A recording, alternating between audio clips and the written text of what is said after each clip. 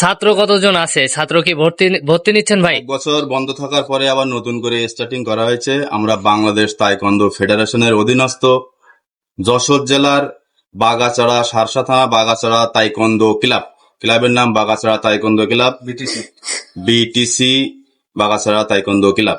এখানে 2 মাসের জন্য ভর্তি আপাতত ফ্রি, কোনো টাকা ছাড়া 2 মাস ভর্তি হতে পারবে, কোনো টাকা লাগবে না। সকল বয়সের ছেলে মেয়েদের জন্য উন্মুক্ত, সকলে আসতে পারেন। প্রয়োজনে যোগাযোগ নাম্বারে লিঙ্ক দেবেন, 01715 45 24 33, এই নম্বরে যোগাযোগ করবেন।